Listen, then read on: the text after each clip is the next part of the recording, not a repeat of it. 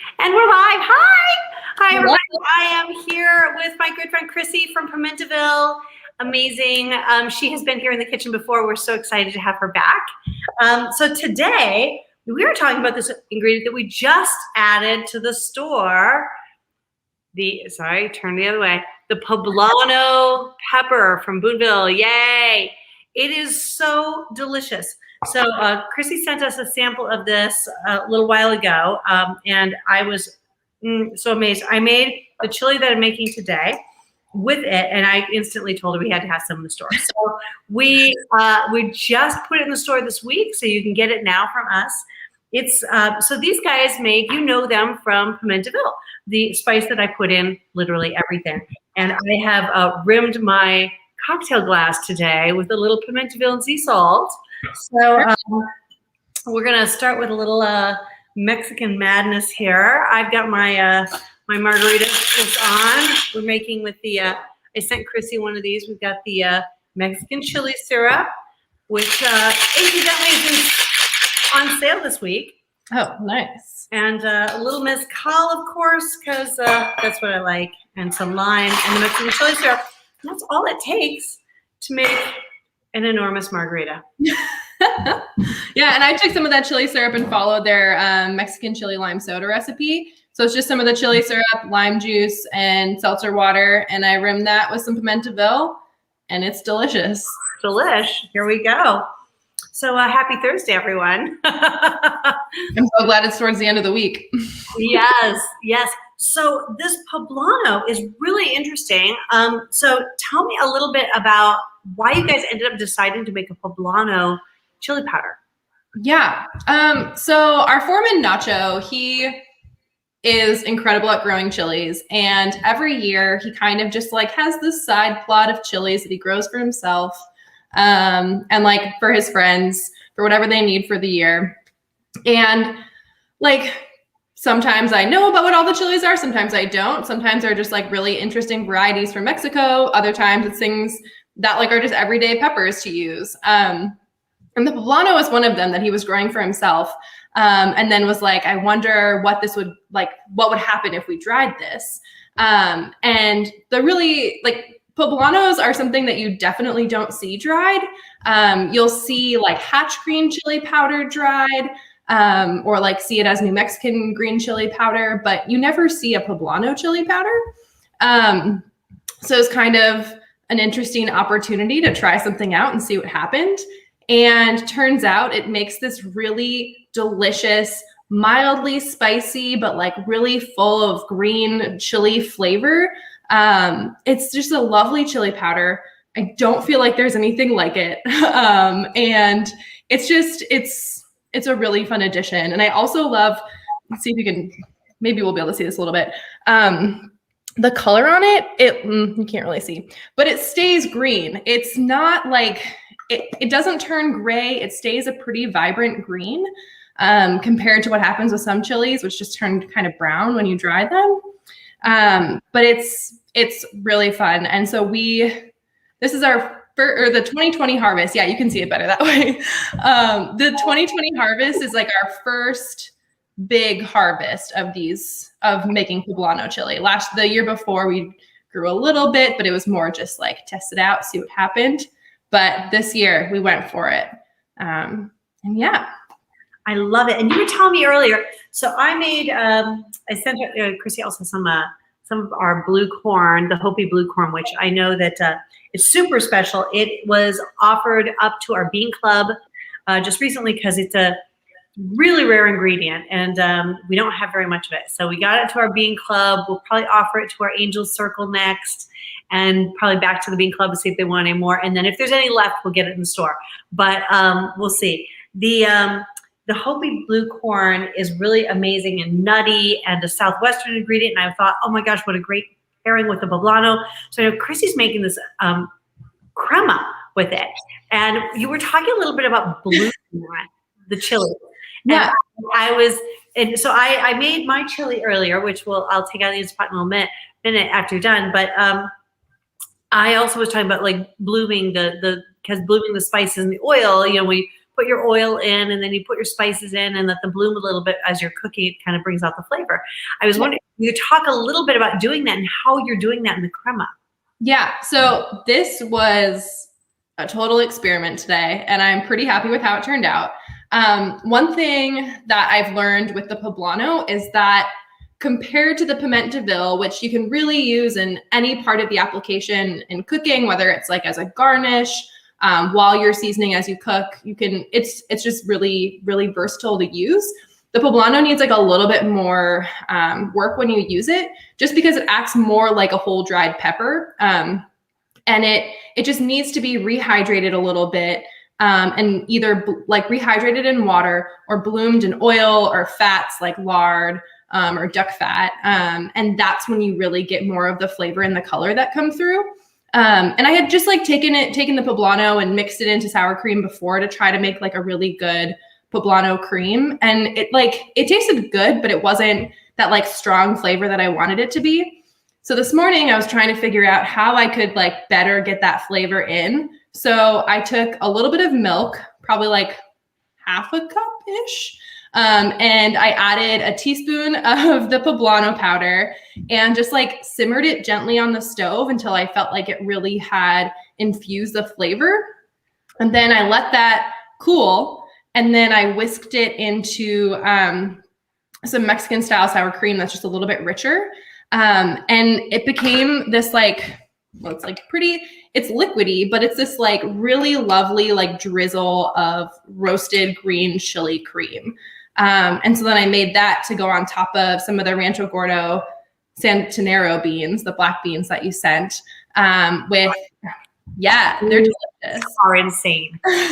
Yeah. And so I made the beans and then sauteed some onion with poblano chilies on it as well, and added that into the beans to give it some more flavor too. And then I have the cream to put on top of it.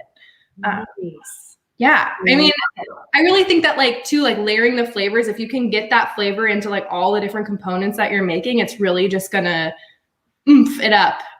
So this is the perfect thing to try it out in. Oh, perfect. Perfect. I love it. Shows it.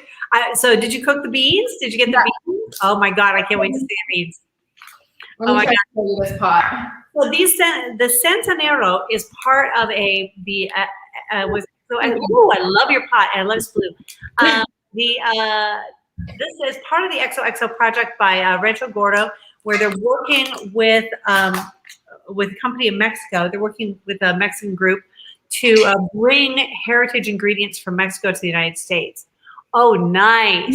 It's really sunny right here, but they're like really rich. You can see like the onion in it almost looks like poblano chilies because it has the green hue from the poblanos. And then with a little bit of this cream on top, I think it's going to be pretty delicious.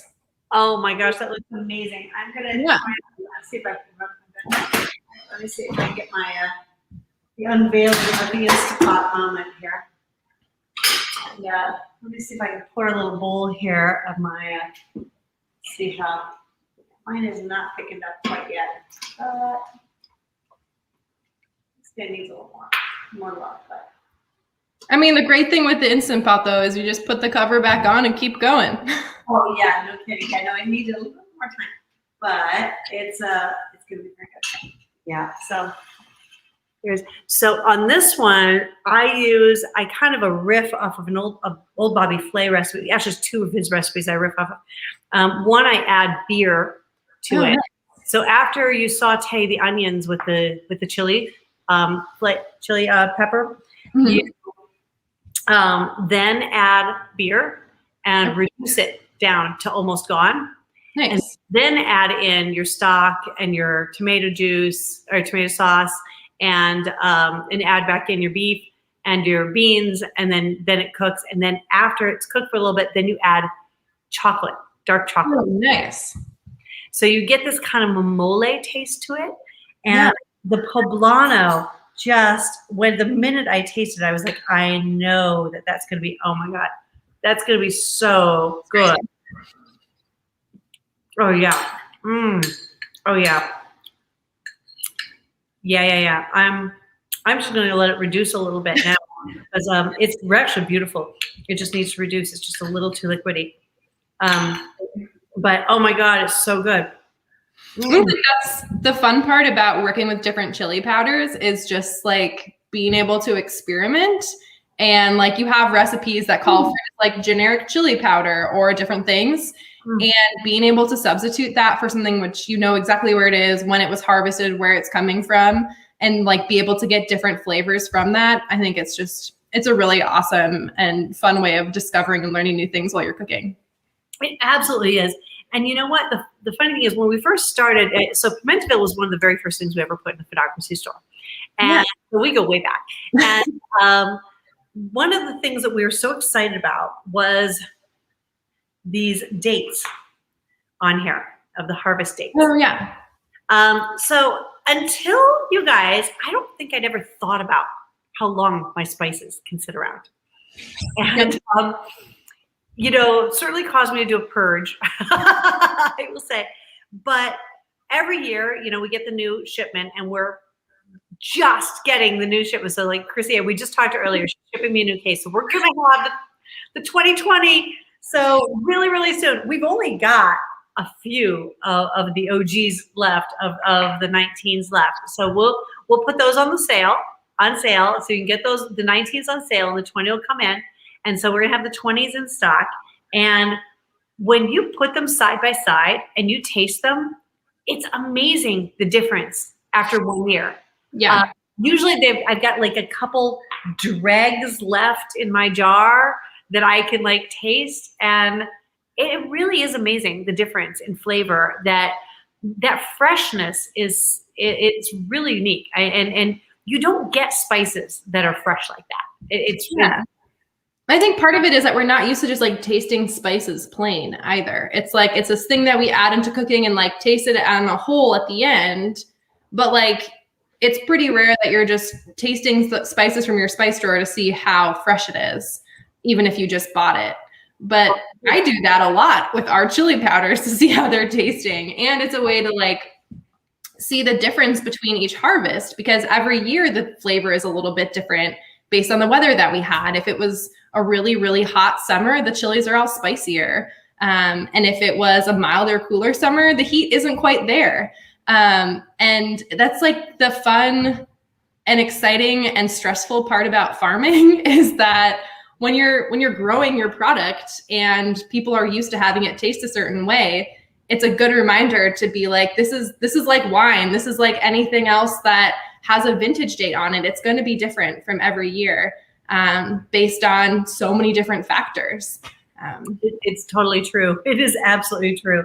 And I don't think I've ever really thought about, to your point, like where my spices came from and how they're grown and harvested and what, you know, you think about, you know, your generic spices that you're getting from, you know, your grocery store, right? And those are commodities. So they're just buying the absolute cheapest commodity that they can, the cheapest oregano that they can find, the cheapest chilies that they can find, and grinding it up and putting it in a jar.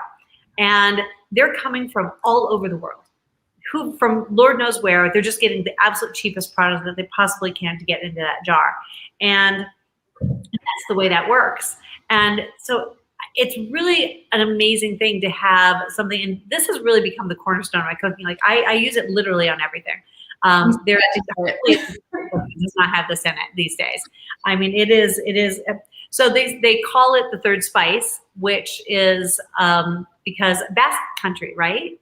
Yeah. So in the Basque country in France, that's where the chilies that we use for Pimentville come from. The Espelette chili. They use Espelette like similar to black pepper, or salt, black pepper, and piment d'Espelette are used on everything. And I went there, I think like 6 or 7 years ago at this point, and I was just like so shocked and excited when I saw like on the table at a restaurant, it was just like a salt shaker and a shaker of piment d'Espelette. And just seeing how it's just the cornerstone of their cooking and of their culture. And the way that their food tastes. And I was working at a restaurant here where we used Espelette in everything that we cooked. And we thought that we could do something similar here and produce a domestic version instead. So yeah, it's a really special flavor. Wow. So I'm really excited to work with the Espelette is like the cornerstone of my cooking. And Poblano, I love that you guys choose things that are culturally cornerstones. So like the Poblano is the cornerstone of Mexican cooking.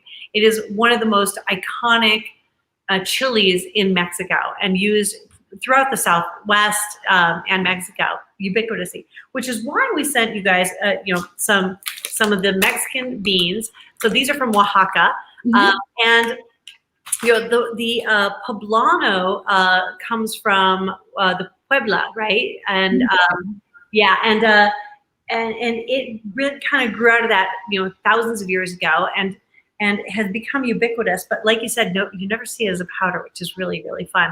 So I thought we'd combine some of these Southwestern ingredients. So, I've got the blue corn tamale here. I just unwrapped one. So these guys, once I was showing earlier how to make the masa for inside, and it isn't really a masa, which is what's interesting. So these aren't really a tamale either. They're considered a dumpling in the Native American tradition.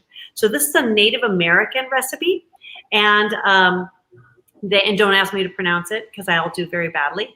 But they don't actually, you don't make a masa, so it's not nixtamalized like you do for a masa harissa.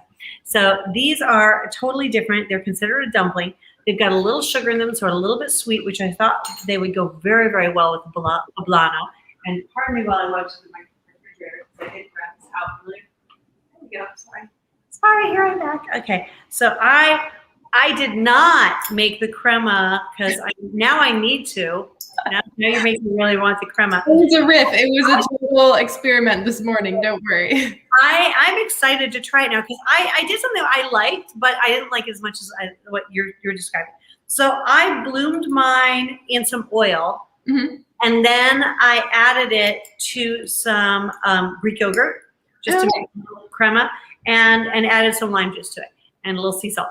And so it's good, but man, I think your crema sounds better. And I think that the consistency will be better. I'm going to put a little bit of this guy on here. And then and then a little bit of a cilantro, of course. And then the other thing I was going to add to this is, so these are dried corn kernels that also come from the Native American tribe, the O'odham tribe in Arizona. So this is also Sonoran Desert. It's pima corn, which is, again, an ancient corn variety that's been handed down, grown on the reservation for generations. And what they do is when they harvest the corn, they mesquite, they put it on mesquite fire, then they lay it out in the sun to dry, and then they hand harvest them. So this would be chicos, which is a tradition in Arizona and the Southwest. They don't call it chicos. And then you just rehydrate them. So I've done it two different ways. Today I boiled them for a little bit. I got them in hot water and then kind of boiled them down. And I thought that bite they provide. So because they've been